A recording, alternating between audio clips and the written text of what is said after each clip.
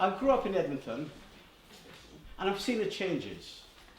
And I've seen some good things about Edmonton, and there's certain things of Edmonton I've seen I don't like and feel it needs to be addressed. We have to look at it this evening. We have a short bit of time to see how we can actually tackle the root causes and how we can come up with some solution. And you know who's the best individuals to come up with the solutions? The young people here. Also, the group discussing the lack of opportunity and social inclusion. Down culture and peer pressure. People going into hospital, having mental health crises. Family backgrounds and support networks. And how this relates to knife crime and generally what's going on in the Edmonton area. The first thing is just jobs, right? We think that there's a lot of people who can do a lot of things. We're all creative-minded human beings, but unfortunately, there just aren't enough opportunities in this area. Everyone's clamoring trying to find opportunities in the city, which just doesn't make sense if we've got so many people in this area. The cost of living, obviously everybody knows that the cost of living is going up in general when it comes to, the time now. In a normal young people's life at the moment, it's very normal for us to be more susceptible to gang culture because at the end of the day, the money that comes under it is what a lot of young people want at the moment. It's kind of a cycle of poverty. There's obviously a lack of investment. I always say it, money talks, BS walks. They're in a poorer household, they're forced to stay in that. They think, okay, they're in a mindset where they can't leave the household, they can't leave what they're normalized to, like having to share items in the house, not being able to always get the things they want. They think, okay, I'm never going to be able to move out of this. And they kind of don't want to work harder themselves. So they're forced to stay in the cycle of, okay, I'm poor, my children are going to be poor, and then they'll also pass that on to their children. So it's kind of generational at the same time. So if there aren't enough people investing in the businesses in this area, businesses actually interested in seeing this place develop, how can we expect the best of the best, the creme de la creme, to stay and actually nurture this place? It's not possible. Another thing is benefits being abused. A lot of the problems when it comes to family backgrounds and support networks was poor housing and overcrowding in general. So when it comes to poor housing, it comes down to the council. A lot of poor families, when they need temporary housing, they're put into more worse areas, poorer areas, causing their children and them in general having to be in those type of areas, and their children having to go towards crime and things like that to make a living. So what can we do about all of this? If 5 of your bedrooms was to go somewhere, you're more inclined to go to it regardless if you know what it is or not, for example. So it's not really about how much things you have set up. Who's your target? Once you go there, is it a waste of your time?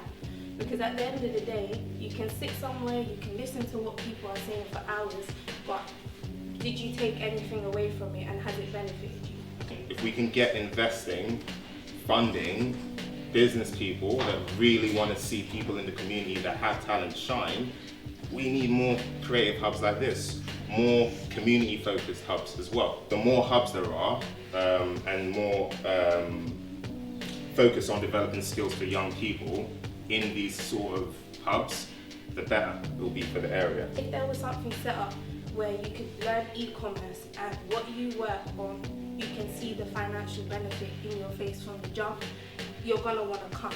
It's different to where you like, oh, this is the objective, or you're gonna get this, it's a course of 5 weeks, at the end of it you might get a job. It's not something that you're gonna be like, oh yeah, let's do it. We have a friend that we work with who has a young person's magazine.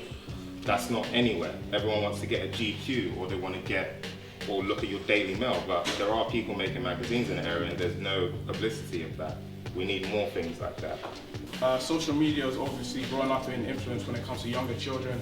A lot of people have a lot of phones. They're forced to use social media like Snapchat. They see people's stories. People post whatever on their stories. A lot of young people don't know certain things are wrong because it's normalized. For example, you have violence in your face 24/7. Some people may not know it's wrong to talk to someone with that way, not wrong to walk in front of someone. One thing that we also notice is there's a lack of role models. One of my favourite artist in the whole world is Kendrick Lamar. Don't know if any of you know him. Massive, massive fan, and he's always going back to his community. They've got massive, massive gang culture in the States, but they're always going back to show up for the people. And we just don't have enough role models in this area to, I suppose, show young people the light, to be like, look, you don't have to follow the gangs. You can actually be cool being a doctor, or being a nurse, or being a business person, or even cleaning up the streets. They're left alone in the house a lot because their parents need to work. So they're left alone to look at social media, see all of these things, listen to music, certain types of music, forcing them to kind of gain a gang culture, think that it's acceptable for them to go into crime and do a lot of these things that they hear in the music and the media that they're intaking in general. There's not a lot of funding for mental health and wellness. If you suffer with a lot of mental health from being put into difficult circumstances, as in what other people have said before, gangs and stuff. Getting groomed into gangs and stuff, as in, say if your parents aren't financially stable and stuff, and then someone offers to buy you something, then you would want to do it to get whatever they're offering you if you don't already have it. So the local authority, I feel like they should do, well, they're trying their best, yes, but they don't know like the target areas.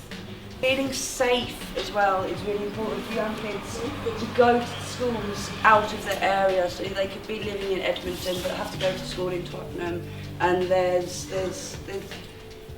people who still unfortunately have postcode wars. That yes, secondary school, etc. is important, but you need to know the influence is way more higher and slightly overpowered at that age than it is at primary.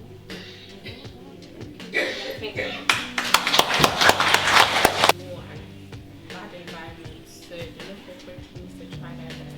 So I know you guys are trying your best right now, but yeah, why not? Thanks. I